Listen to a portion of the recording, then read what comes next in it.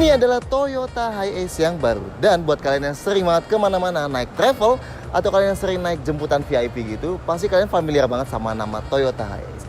Dan ini adalah generasi terbarunya, yang artinya dia udah beda total sama Hiace yang sebelumnya. Perubahan yang paling kentara, itu sekarang kap mesinnya jadi panjang, kalau yang sebelumnya rata gitu dong. Itu soalnya mesinnya dia kalau tadinya ada di bawah jok driver, sekarang dia ada di bawah kap mesin ini. Ya. Nah, buat detail-detail ubahan lainnya, simak di 10 hal yang perlu kalian ketahui tentang Toyota Hiace.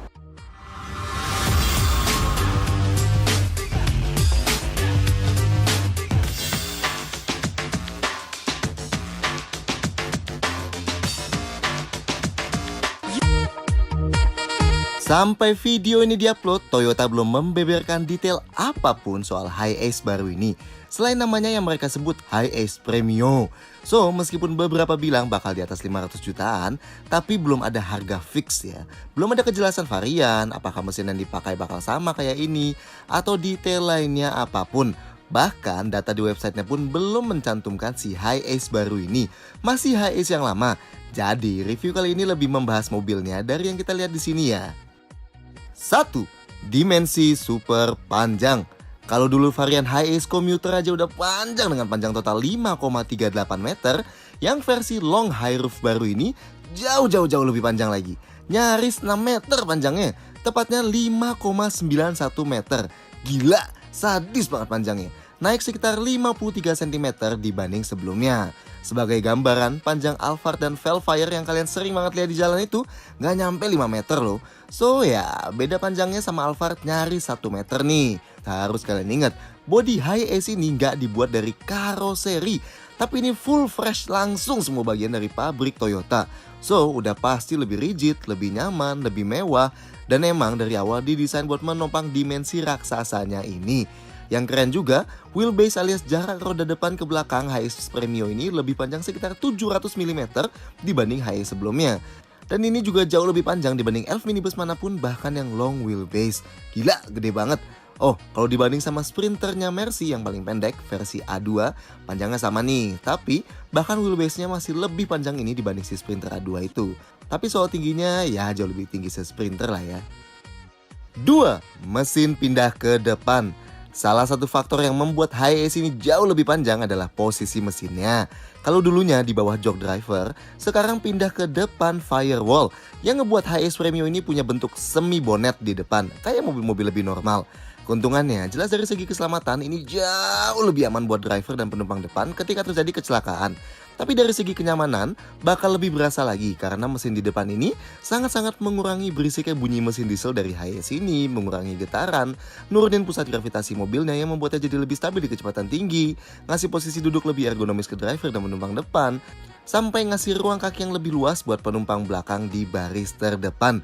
Tapi jelas ada kekurangannya. Salah satunya adalah karena ini juga penambahan dimensi yang luar biasanya udah pasti ngebuat Hiace baru ini jauh lebih sulit dipakai di jalan-jalan kecil Indonesia. Tapi ya nanti kita lihat aja. Toh bus yang jauh lebih gede aja selama ini banyak yang nyempil-nyempil ke jalan mungil, ya nggak? 3. Mesin baru. Kalau Hiace di Indonesia sekarang masih pakai mesin yang sama dengan yang dipakai di Kijang Innova diesel yang lama, yang tenaganya cuma 101 HP dan torsinya 260 Nm. Nah, Hiace baru ini pakai mesin yang jauh lebih besar. Kodenya 1GD FTV. Ini sama kayak mesin-mesin baru yang dipakai di Fortuner dan Hilux di varian tinggi yang di Thailand dan Australia. Kapasitasnya 2755 cc, common rail, ada VNT alias variable nozzle turbocharger, tenaganya 161 HP atau 163 PS dan torsi 420 Nm. Jauh lebih mantep lah ya. Transmisinya di model yang dibawa ke Gias ini pakai manual 6 percepatan, yang gigi mundurnya kalian harus angkat ring dulu ini baru geser ke kiri. Sedangkan di Thailand ada opsi otomatis 6 percepatan. Tapi apakah kalau nanti Hiace baru ini resmi diluncurkan buat Indonesia, pilihan mesin dan transmisi ini bakal sama persis? Mungkin ya, mungkin enggak. Ya tunggulah nanti resminya. 4. Desain lebih mewah. Selain kelihatan jauh lebih panjang, desain semi bonet dari Hiace ini emang ngasih presensi lebih mewah. Kaca depannya pun lebih landai, tapi emang bentuknya pun kelihatan lebih modern secara keseluruhan. Dan ciri khas van komersialnya sedikit berkurang. Sekarang lebih kayak van passenger dengan ukuran extra large. Depannya misalnya, bentuk lampu yang lebih tajam dibuat langsung nyambung ke grill chrome yang super besar. Dan kayak Alphard, Hiace ini juga ngebuat lekukan grill ekstra besar sampai bawah di tengah-tengah. Tapi emang ada insert body colornya di tengah-tengah situ. Housing fog lamp pun dibuat tajam dan ada garis-garis vertikalnya. Lampunya sendiri nggak aneh-aneh di depan, full halogen ya. Sampingnya, coba lihat garis bodi yang ditarik tegas dari lampu depan sampai ke lampu belakang itu. Buat ngasih presensi lebih galak dari samping. Karena ini adalah varian high roof, jadi di atas kaca samping masih dibuat lebih tinggi lagi buat mengakomodasi ruang kepala lebih. Kas jendela belakang yang miring dan ujung bawah jendela depan yang juga miring dari HS sebelumnya tetap dipertahankan. Sedangkan tentunya kalau kalian lihat sisi kanan, sampingnya bakal kelihatan bersih banget. Samping kirinya baru banyak garis lain karena pintu gesernya cuma ada di sini. Slidernya nggak diumpetin dan ada kap bensinnya. Detailnya, visibilitas kaca depan dibuat lebih baik nih dengan adanya kaca tambahan di pilar A. Spionnya juga gitu, dibuat jauh lebih besar secara vertikal dan ada permukaan tambahan di bawahnya. Handle pintunya udah pakai desain yang lebih modern, sedangkan velg yang dipakai ini adalah velg kaleng dengan dop dan diameter 16 inci dan ban 235R16C. Belakangnya, standar fan komuter aja dengan desain mengotak. Bahkan satu-satunya ornamen di sini cuma list chrome itu aja. Lampunya dibuat lebih panjang secara vertikal dan dikasih banyak sirip-sirip aerodinamis. Ada wiper belakang di kaca atas, high mount stop lamp gak lagi di bodi tapi sekarang nyatu di dalam kaca. Detail lampu belakangnya, well sama sih ke depannya. Full halogen semua kecuali high mount stop lampnya yang LED. 5. Interior lebih modern. Nah, kalau dari segi interior, jelas banget nih lebih mewah dan modern dibanding sebelumnya. Yang bentuk dashboardnya ya standar komersil aja, polos banget dulu. Di sini, bentuk dashboardnya aja udah lebih besar dan jauh lebih banyak lekukannya. Begitu juga door trim yang sekarang nggak polos-polos banget. Banyak banget lekukannya di pintu sini. Kita juga suka kombinasi warna dual tone muda gini di interiornya yang ngasih efek makin lega. Sedangkan setir yang dipakai bentuknya udah mirip sama yang ada di Innova dan Fortuner baru. Begitu juga macam-macam switch dan tuas kayak misal buat lampu sein, wiper, dan pengontrol jendela ini. Gak perlu nyari bahan soft touch ya di dashboard atau pintu. Ingat, ini mobil komersial bukan mobil mewah. Tapi detail yang kita suka, lihat deh grip handle buat penumpang depan dan driver dibuat menyambung langsung sama storage baru di atas kepala itu. Nice! Jok yang dipakai jelas berbahan fabrik dan warnanya hitam abu-abu. Dan layout di depan jadi model 2-seater ya sekarang. Di tengahnya bolong besar dan rendah karena nggak ada mesin di bawahnya. Nih, jok belakangnya pakai layout 12-seater yang dibawa ke sini. Jadi di belakang ada 4 baris, 2, 2, 2, 4. Tapi ingat, layout ini fleksibel banget. Jelas ada yang pilihan 16-seater, bisa juga di custom jadi lebih sedikit joknya. Masuk sini nanti yang layout berapa jok, kita tunggu aja. Soal kaca bisa dibuka di belakang, di sebelah kanan ada 1 dan yang kiri juga ada 1. Sedangkan di depan ada tombol buat nyalain map lights, ada 3 lampu kabin di depan dan 1 di belakang plus 1 di side step. Dan sun visor ini murni buat menghalangi cahaya aja karena dalamnya nggak ada isinya sama sekali. 6. Konfigurasi jok. Buat masuk ke depan pintunya kerasa berat nih dan buat napaknya karena tinggi banget. Jadi dia nyediain 1 step besar ini dan ada handle grip juga di pilar A. Jadi gampang naiknya. Nice. Posisi duduk paling rendahnya emang tetap tinggi nih meski mesinnya udah di depan. Joknya juga terasa empuk, not bad. Pengaturannya jelas full manual, slide recline dan pengatur ketinggian. Jok penumpang, slide dan recline aja. Bagian tengahnya sini jadi kosong dan ngasih efek lega banget nih. Tapi emang sayang nggak ada armrestnya. Sandaran tangan di pintu tentunya masih plastik, belum dilapis apa-apa. Seatbelt depan bisa dinaik turunin. Ruang kepalanya, well bener-bener luas banget. Masih muat 1 kepala lagi. Buat sandaran kaki udah dikasih gundukan tapi nggak ada pad plastiknya. Well, ini manual sih. Setirnya, kerennya, selain tilt bisa juga teleskopik. Dan sudut setirnya ini cenderung vertikal, lebih mirip sama mobil-mobil passenger yang biasa. Nice. Oke, sekarang kita ke belakang. Eits, sisi sini nggak ada pintu. Pindah dulu ke sebelah kiri. Pintu gesernya tentu masih manual ini, tapi ini ringan banget loh ngegesernya. Sama sekali nggak butuh effort. Dan coba lihat seberapa luas ruang buat masuknya ini. Ini bahkan cukup buat 2 orang masuk sekaligus kiri dan kanan. Sama kayak di depan, karena buat napak langsung terlalu tinggi, ini dikasih footstep lagi, 1 yang lebar di dalam dan 1 lagi tambahan di luar nih. Jadi masuknya bener-bener gampang. Dan dikasih assist grip lagi yang cukup rendah di kiri 1 dan di kanan 1. Jadi bener-bener bisa naik 2 orang sekaligus. Nice. Nah, meskipun dia high roof, tapi emang kalau tinggi kalian 170-an cm itu tetap nggak bisa berdiri tegak ya di dalam. Nggak kayak di Mercy Sprinter. Tapi minimal buat jalan-jalan jadi nggak terasa terlalu sempit. Oke, kita coba duduk di baris kedua dulu. Jok ini nggak tergolong terlalu besar. Ini nggak bisa digeser maju mundur ya. Tapi sudut rebahannya bisa diubah. Paling rebahnya segini. Dan headrestnya cukup empuk nih. Headroomnya sangat-sangat luas nih. Nice.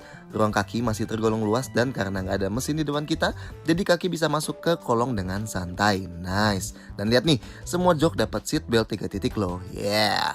Ini yang baris ketiga, ruangnya tergolong masih mirip dan tentunya ruang kepala juga sama karena ini lantainya full rata ya. Oh, ada handle grip nih di sini, bisa juga buat bantu atur sudut recline yang depan. Dan visibilitas lihat keluar termasuk bagus. Ke jok baris keempat, ruang kakinya emang sedikit lebih kecil dibanding di depan ya. Ruang kepala tentunya sama lah, tapi penumpang di pojok sini dapat akses ke jendela yang bisa dibuka. Nah, jok paling belakang, formatnya beda sendiri. Ini lebarnya lebih kecil ya, tapi kalau duduk di paling kiri, jelas legroomnya unlimited. Nah, jok ini nyambung per 2 jok, jadi kalau sudut rebahannya kita ubah, langsung berubah dua-duanya ya. Dan ini juga nggak bisa serbah yang di depan-depannya. Ini bisa muat 4 penumpang kecil, tapi catatannya, yang paling kanan, kakinya bakal kehadang sama gundukan ban belakang ya. So, catatan buat kalian yang bakal naik travel mobilnya ini, sebisa mungkin hindari jok baris keempat dan kelima kalau mau ruang yang lega. Sekarang baris kedua boleh dibilang jadi yang paling optimal. Mantap! 7.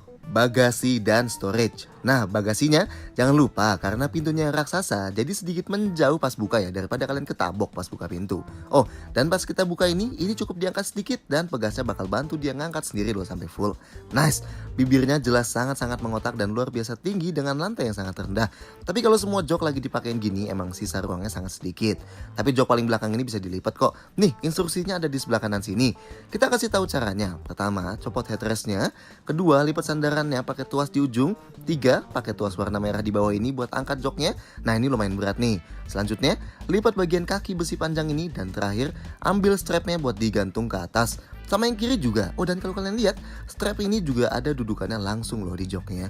Nah, ini lantainya rata banget sampai depan kecuali kaki-kaki jok ini. Dan di ruang yang kosong sebelah kiri ini benar-benar luas dan tinggi banget ruangnya sampai depan. Oke lah, kita buka lagi joknya. Dan buat tutupnya, dia sediain tali yang secara mengejutkan termasuk ringan loh tutup pintunya ini meskipun besar. Oh, yang menarik, kalian bisa buka pintu ini dari dalam termasuk sekunci-kuncinya juga. Oke, ini sisa storage di dalam kabin.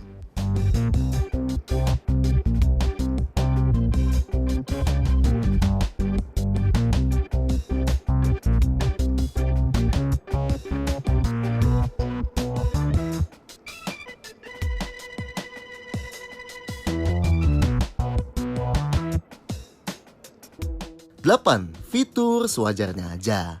Karena mobil ini nggak diciptakan buat memuaskan pengemudi dan penumpang depan, jadi jelas jangan berharap banyak fitur-fitur mewah yang biasa ada di mobil kekinian. Fitur paling modern yang bisa kalian lihat di sini paling cuma spion lipat elektrik aja. 2 jendela di depan pun hanya power window standar alias nggak ada auto up down-nya. Head unit pun nggak dipakaikan. Begitu juga nggak ada tombol pengatur audio di setir. Tapi yang paling penting buat mobil kayak gini, AC-nya. Kayak dulu, penumpang belakang dipastikan dingin karena ada total 12 ventilasi AC yang bisa dibuka tutup di plafonnya di belakang. Sedangkan kontrol AC-nya ditaruh di depan sini buat yang penumpang belakang. Dan yang penumpang depan, AC-nya dapat pilihan nyembur ke kaki nih. Dan bahkan ada defroster depan dan defogger kaca belakang. Oh iya, wiper depan dan belakang sama-sama dapat mode intermittent ya. Di bawah ada satu power outlet dan ada satu lagi di atas dashboard yang bisa menampung daya hingga 120 watt. Sedangkan MID yang dipakai emang termasuk sangat standar, tapi ada indikator ICO-nya. Di sini emang masih banyak banget tombol kosong. Tapi sekali lagi, mungkin bukan gini spek fitur yang masuk Indonesia. Siapa tahu fitur lebih banyak, bisa juga lebih sedikit, dan jelas-jelas ini bisa di-customkan sesuai keinginan banyak pemilik VIP transport yang masang banyak-banyak fitur-fitur heboh kayak TV atau sound system besar di belakang biasanya. Ya nggak? 9. Safety. Buat mobil komersil gini sebenarnya fitur keselamatan high-ace gini lumayan lengkap loh. Misalnya, tuh ada stability control dan traction control. Nice. Keempat rem juga udah pakai cakram ventilasi, ada rem ABS, ada brake assist, hill start assist, LSD, bahkan airbag ada 3, 2 di depan dan 1 buat lutut driver. Dan kayak yang udah kita bilang sebelumnya, tiap jok dapat seat belt 3 titik. Nice. Ya termasuk oke lah ya buat mobil buat travel kayak gini. 10. Detail-detail lain. Kayak sebelumnya, kap bensin high-ace ada di samping kiri sini dan tenang. Ini nggak kayak mobil super jadul kok yang harus buka pintu depan dulu baru kap bensinnya bisa dibuka. Ini bisa langsung dibuka setelah kalian setekin. Wiper yang dipakai adalah model hybrid kayak gini. Nice. Sedangkan suspensi belakangnya pakai model lift spring karena high-ace ini kan jelas memprioritaskan kapasitas angkut.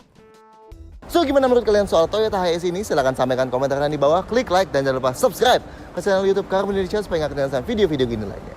See you next time!